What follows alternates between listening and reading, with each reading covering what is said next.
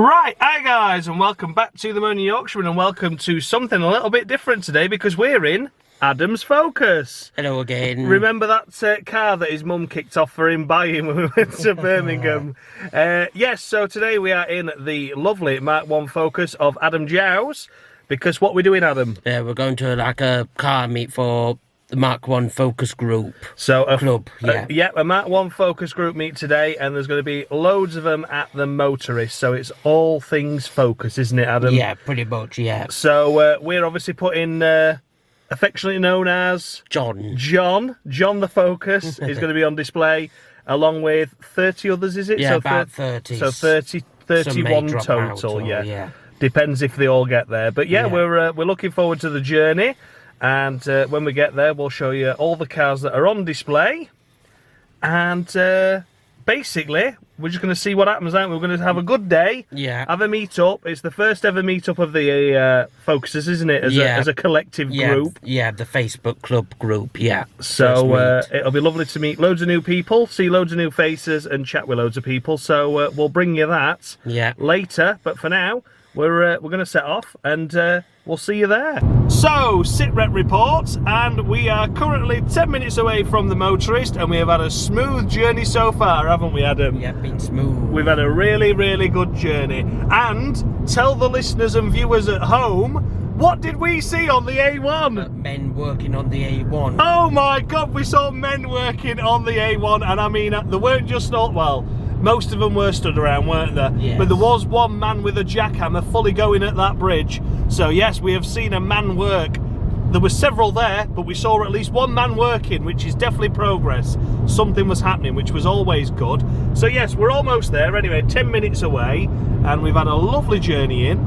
We were just saying we're in the middle of the country, so like everything for us is really good. And to have the Motorist like within an hour's route journey is brilliant, because a lot of people are travelling from a lot further afield, aren't they, Adam? Yeah, they are, yeah. So, so she's talking to us, but there we go, we're staying on this road. So, we'll see you when we're at the Motorist, and hopefully we're not the only Ford Focus there. Yeah, here we are. Oh, there's a Focus there already.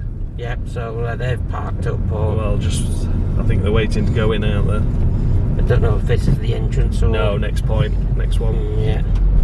Turn right, then turn right. Here we are, we're at the Motorist. Yeah. But I haven't stopped into a car behind. Yeah.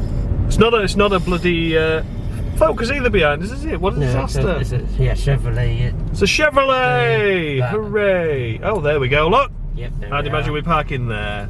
There we go, we're in! We're in! Here we are. He's got the flag. The flag's up. Yep, there we are. So we've got 2 in, so we're number 3. We got the podium, Adam. We're on the podium. There we go. We're here. Don't make a mess of it now, Adam. No. Pressure's on. I'm watching you reverse.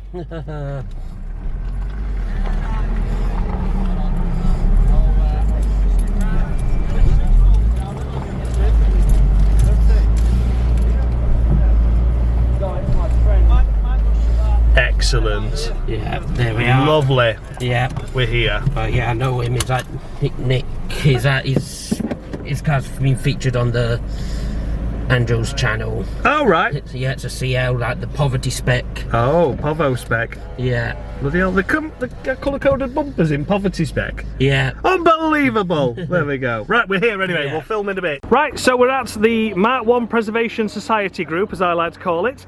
And this is Andrew, the founder. How are you? I'm okay, but you enjoyed the day? Yeah, absolutely. It's been an amazing day. So many MK1s have come today. It's unbelievable. I didn't expect to turn out like this. Certainly not anyway. It's absolutely gorgeous day. Couldn't have asked for a better day today. It is a lovely day, isn't it? It really is nice. So, I thought I'd ask you a few questions, if that's all right, bud. Go for it. First of all, why did you choose a Ford Focus? That's a very good question. Well, this is my first car. So I bought this car about 11 years ago. And I bought it on the basis that, well, the other cars that I was actually trying to buy as my first car wasn't approved by my parents. So I was going to buy a Mini, and then my dad said it's too old and too small. It was classic Mini. And then I ended up trying to buy a Rover 600, and Dad was like, too big, bit smaller, mate, for your first car. And then this just turned up, and I don't know why I hadn't actually looked at these from the start.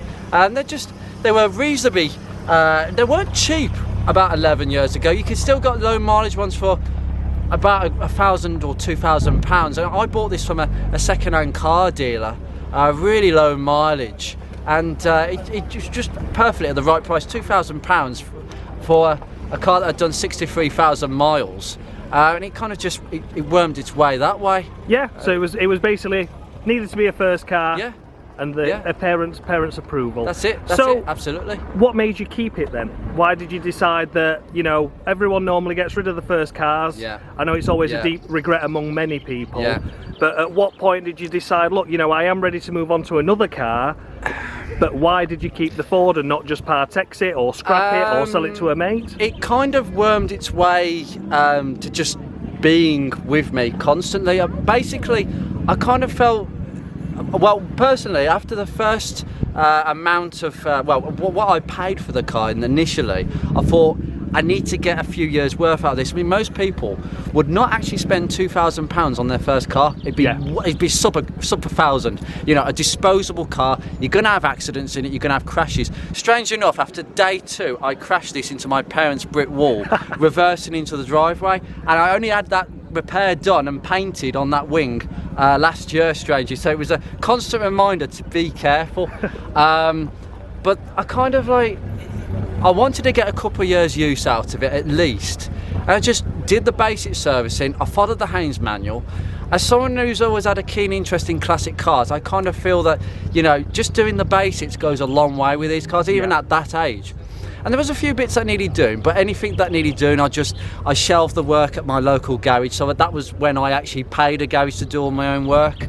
And I was doing basic stuff at home, just learning to change bulbs and air filter, spark plugs, and it just kept working. I had no complaints with this car. Even up to sort of 4 or 5 years in, 2018.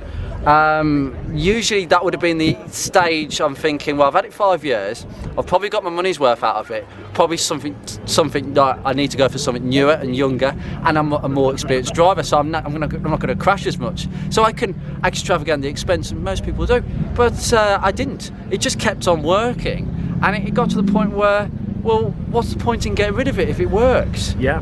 And then suddenly COVID happened, and that was good timing, because it was at a time where this car was getting tired. I needed to spend lots of money on it, and COVID, well, like a lot of people who are off work, I had a lot of time on my hands suddenly, and I was fortunate enough to have the time, and still, you know, being on furlough, I was getting most of my pay, so I was able to plough money into this, but not had to actually commute anywhere. Yeah. So I think for a period of 6 months, this was sitting doing nothing really.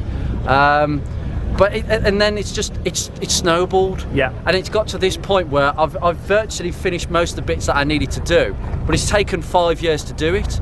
And since then, there has been a kind of recollection that these cars are now worthy modern classics. They're getting rarer, and as the years have gone on, I've just felt more compelled to keep putting money into it. So that's where we are really. So it's just smoothed its way into the modern classic era. Yeah, it has. Yeah. So during your ownership, you've seen obviously deplete off on the roads. Yeah. Yeah. And it was just like you said, mentioned there, COVID was the right time for you to be able to invest the money into it while you had the money. Yeah. And didn't have the expense of obviously commuting and general fees, to be honest. Yeah. It's been a nice time for so many car collectors in that sense, but obviously bad in other senses as well. But so then obviously you've decided to keep hold of the car. You know, you're loving it, you've invested the time, you've invested the money into it, you've learned how to do your own servicing and things. So then when did it start to become effective? You realised there were a modern classic and there was potentially a niche out there for a collector's community and a preservation community to be set up? And what made you think that there was going to be a following that there has been? Or did you ever expect to be a following that there has been? Was it something? No, not at all. I mean, the only real following that these cars have had is a couple of Facebook groups, which were quite useful in some respects, but in most respects, if you had a Mark 1 like this, a completely standard one, you were almost encouraged to modify it. You know, what mods are you going to do? You know, you can't keep it like this.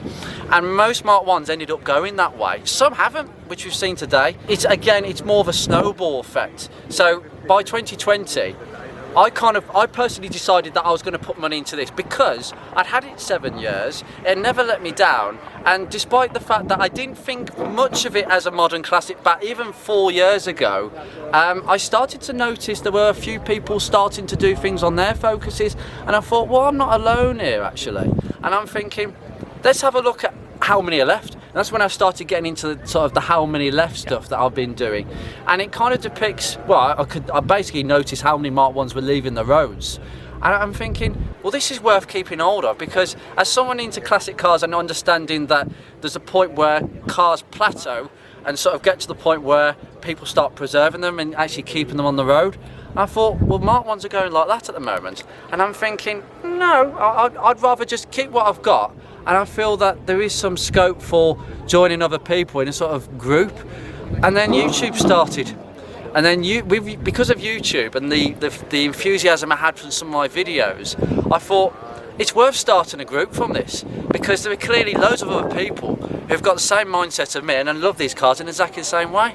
But it has taken a long time for that to happen. Yeah, but we've got there now to the point where we are with 18, 19 cars here today. Yeah. And fully on display in all varying conditions as well, which I think is nice, isn't it? You've got some that are literally, you know, practically on the verge of being scrapped. Yeah. To being here today, to then the point where obviously they've gone through that period like yours has, have been invested and worked on, which is really nice to see. You get them all the way from the, you know, from concourse to basically close to a scrapyard, but have been saved, which is absolutely fantastic. And you inspire people. You know, today we've come here, and some people have gone away thinking, I can make my Mark 1 better. It's not as good as other people's, and I can make it better, and I can make it work for me better. It's not just about making it look as shiny as possible. It's about making them good underneath so that they drive nicely. Because you can't have a true ownership experience of a Mark 1 unless you look after it underneath. And if you're not looking after it underneath, you're not going to enjoy it as much.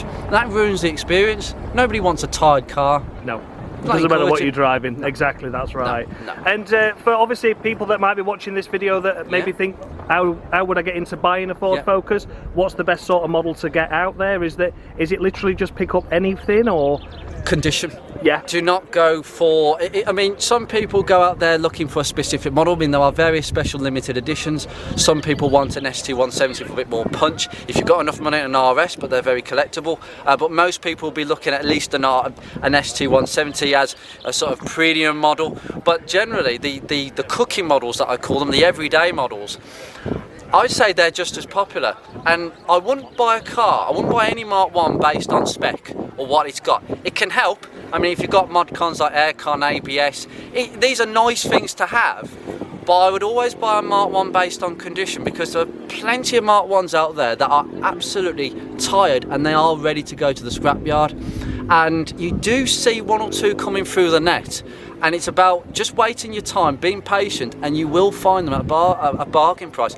Some of our members have just recently bought their Mark 1s for less than £1,000, and they look like £2.5 grand cars, and they've only just cleaned them. It's because they've had good owners, so they do come through the net. So I would say just buy the best you can afford, because if you're not buying the best and you're buying really cheap Mark 1s, that can lead to expensive bodywork issues long term, and that's what has killed a lot of these cars. Expensive bodywork, rust, paintwork, and general mechanic wear and tear. Because obviously these cars have now they've gone through the Bangonomics territory. They're coming out of that slowly, but we're still, you see so many tired ones on the roads. It's a tricky one. So buy the best you can afford. Yeah, and for those that have got a Mark 1 Focus already that didn't really know there was a preservation group out there, how would you say was the best way to get involved, and how would they be able to tell if their car was one that, you know, was maybe borderline, it was just their daily driver, they didn't really care about it, but watching this video now has sort of made them think,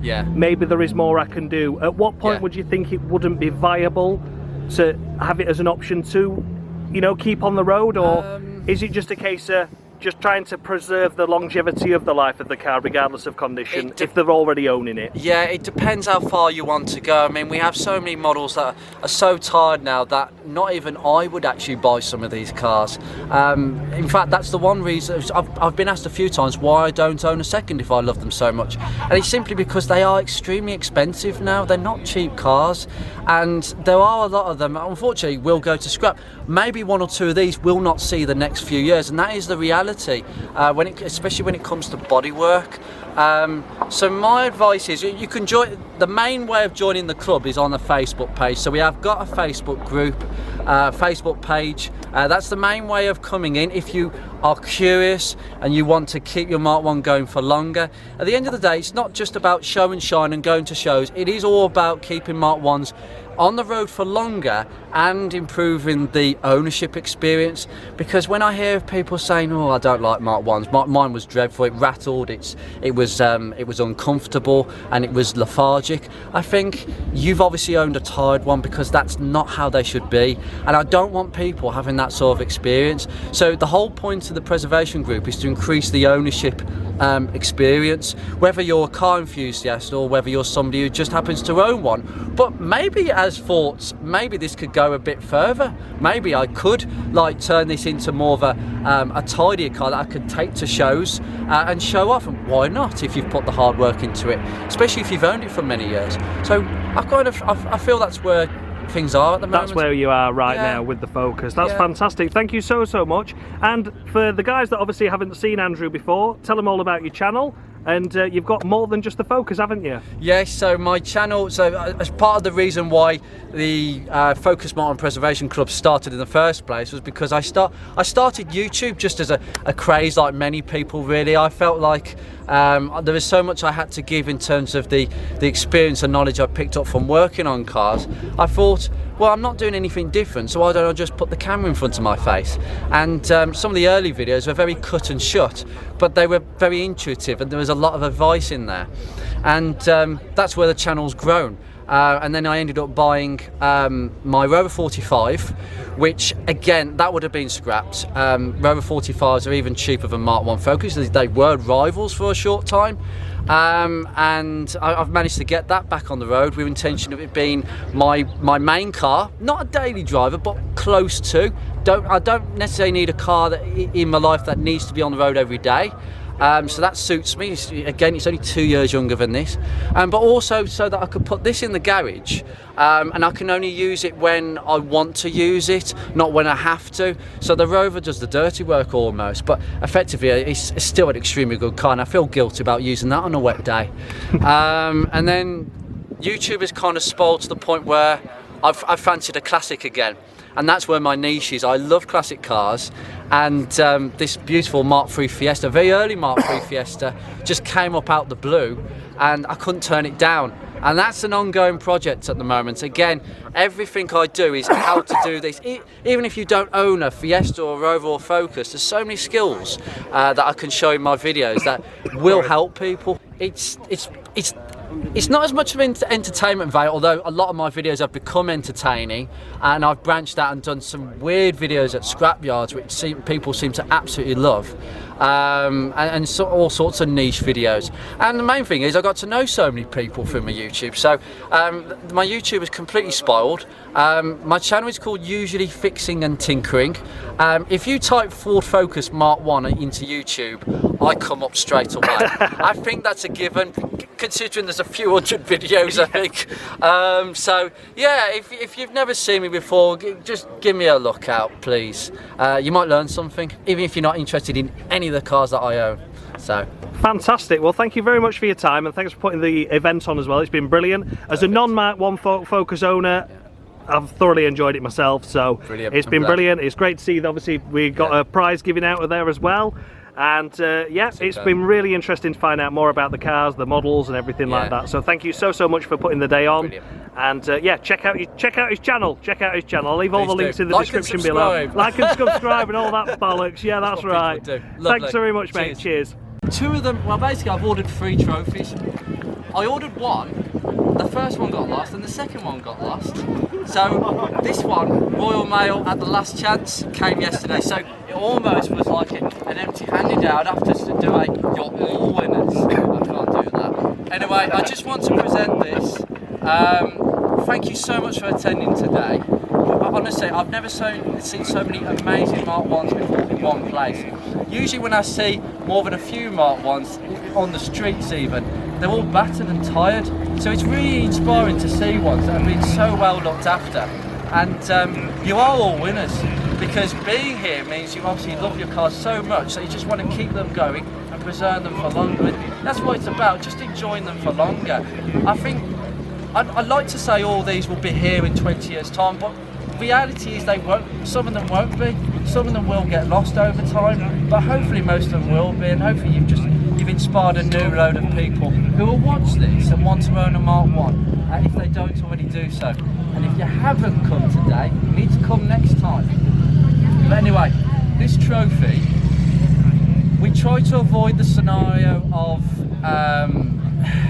you know, the one that looks the best or the most concours, because it's not about show and shine with these cars at the moment. They're all rolling restorations, and not everybody can afford to spend $3,000 on a spray job. It's something that I've like and ahed about because of my own finances, and I'm sure most of you can't justify that. So it's a case of, well, what's the most like, what is well looked after? It's about looking after them, enjoying them to the max, and just in general, enjoying the company of others as well with your other cars. And to be honest, this was a unanimous call by all the group admins. Michael, your Z-Tech collection, come here, sir. You are the winner. Your car is amazing. Come here.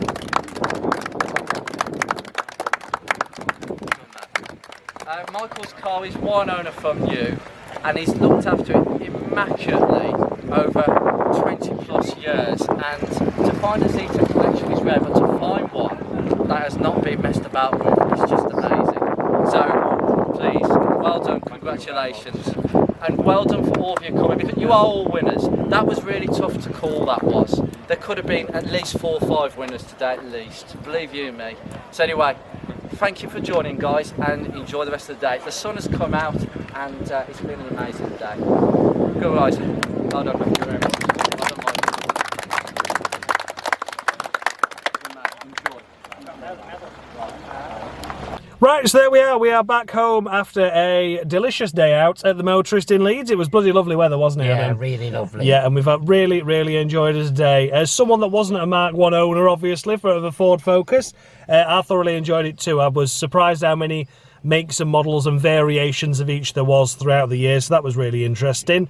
And what did you take away from the day, Adam, being a Mark 1 owner? Yeah, just like seeing how many people that I enjoy owning the Mark 1s and like the work they put into them and just like the passion that there is for them. So yeah, really, it was nice, wasn't there? Because there was the nice mix of cars for me, like the one that you'll have seen in the videos throughout the point. There was a CL one, which was a real, like, that is basically the poverty spec. Yeah. That was the cheap budget version. You couldn't get any cheaper than that. Yeah. And, you know, that car was still getting loved just as much as the other ones that had thousands invested and spent into it. Yeah. To get them nice and showroom again. A bit Yeah. like Andrew's one obviously had money spent on it. Yours has had money spent on it. And that's great, you know. There's a massive variation through the owners, isn't there? Yeah, definitely. You know, how much they spend, but either way, the cars are still equally as loved, so that was nice. There's about 19 cars in the end, yeah, weren't there? 18, 19, something like which that. was really cool, a nice turnout, and yeah, everyone was really friendly, really nice getting to know everyone,